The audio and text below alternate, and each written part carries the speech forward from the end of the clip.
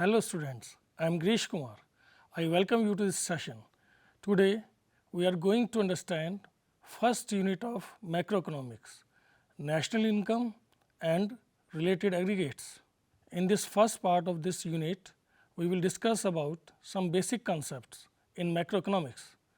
The learning outcomes after studying these topics are as follows. To understand the meaning of final goods, intermediate goods, consumption goods and capital goods. To understand the concept of stocks and flows, gross investment and depreciation. To differentiate national income and domestic income. To review the circular flow of income.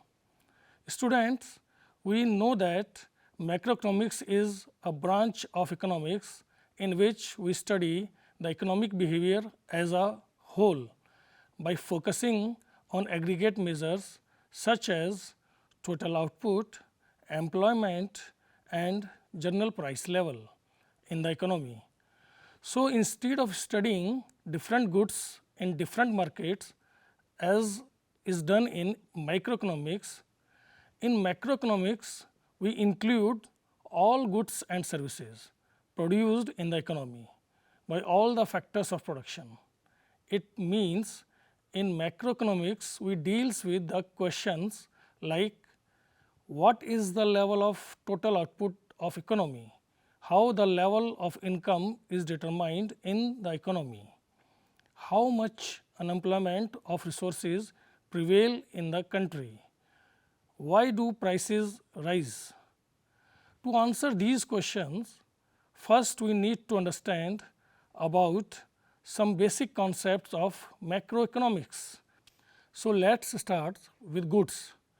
Goods are classified as final goods and intermediate goods on the basis of the end use of goods, means who is using the goods. If goods are purchased for investment by a firm or for satisfaction of any human wants by a consumer, these kinds of goods are called final goods. For example, sugar purchased by a household for their own use. On the other hand, if goods purchased by a producer from other production units with the purpose of use in their production process or for the purpose of reselling, then these types of goods are called intermediate goods. For example, sugar purchased by a sweet maker for making sweets. Final goods produced in an economy are further classified in consumption goods and capital goods. The final goods which are consumed by the consumer for satisfaction of wants are called consumption goods like foods, electronic devices, car, etc. And those final durable goods which are used in production of other goods and services are called capital goods. For example, machines purchased by a firm, stocks and flows. Stocks are economic variables measured at a given point of time. For example, money supply in the economy, population of a country, capital of business unit, inventories, plant and machinery of a factory. These are known as stocks variables because they are measures at a particular point of time, like stock of water in a water tank at 10 am, inventories of a firm on 31st March. Flows are economic variables measured over a period of time. For example, national income of a country during a year, monthly sale of a firm, expenditure of a family during a day. Depreciation, savings and profits over a period of time are the other examples of flows. Gross investment and net investment. In economics, the term investment is defined as addition of capital stock and inventories, such as increase in the stock of finished goods or raw material, plants and machinery, building, etc. Expenditure on development of infrastructure like warehouses, roads, bridges, airports, etc. are also known as gross investment. While we are talking about net investment, we need to consider depreciation. As we know that during the production process, when we use capital stock like plant and machinery, then the value of these machinery decreases due to normal wear and tear. This is called consumption of fixed capital or depreciation of capital stock. Beside these, a part of the capital goods produced in the year goes for replacement of existing capital goods, means old machinery replaced by new one to keep production capacity at par. This portion of the capital goods produced is not an addition to stock of capital goods, and its value need to subtract from the value of gross investment to find the exact value of net investment within a year.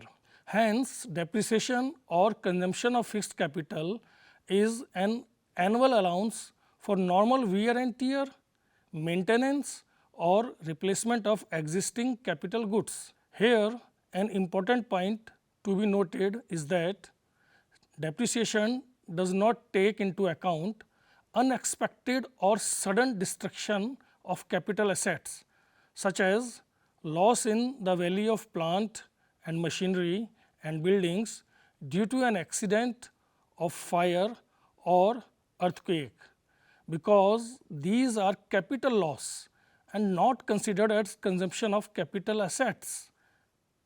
Indirect tax and subsidy.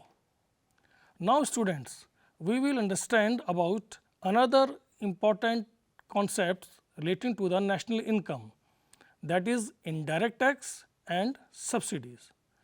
Indirect tax is a tax imposed by the government on the production and sale of goods and services.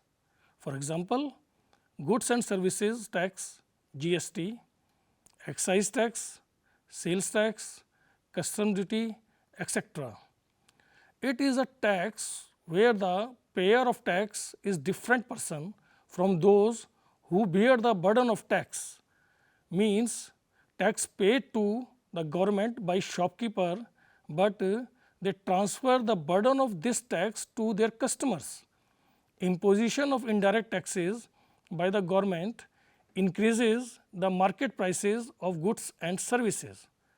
On the other hand, government grants subsidies on some goods and services, like subsidy on price of cooking gas to the household and subsidy of purchasing an electric vehicle.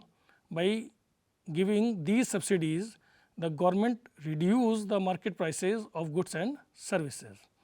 So, the difference between indirect taxes received by the government and subsidies given by the government is known as net indirect taxes.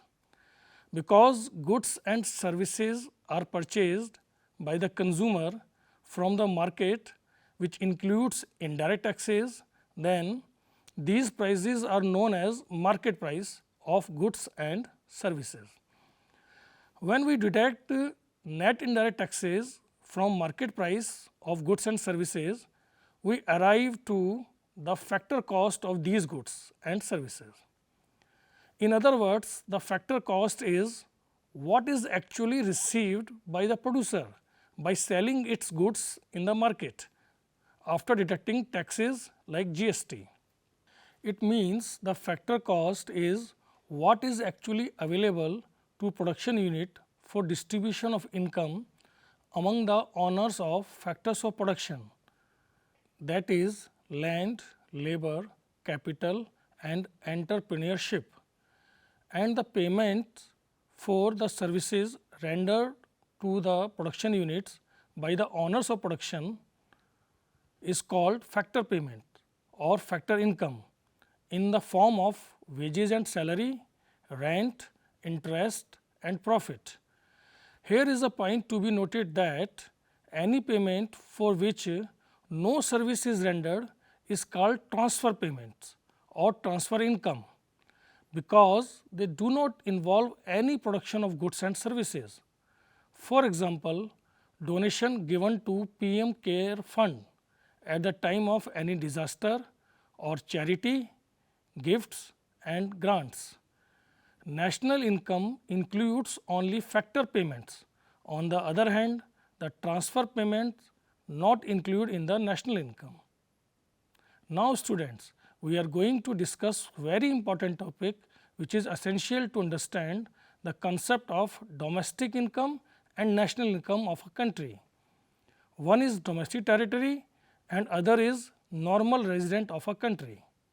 Domestic territory, the first thing to note is that domestic territory of a country is not same as political frontier of the country. Domestic territory, which is also known as economic territory, is a broader concept. Domestic territory is the geographical territory administered by a government within which goods, services, capital and persons circulate freely. Based on the criteria freedom of circulation of person, goods and capital, the component of an economic territory are geographical boundaries of a country including its territorial water, embassies, military establishment, consulates, etc. of a country located outside the country, ships, aircrafts operated by the resident of a country between two or more countries, fishing vessels, oil and natural gas rigs, etc. operated by the resident in the international water. So, the income which is earned within the domestic territory of a country is called domestic income, no matter this income is earned by the resident of the country or non-resident.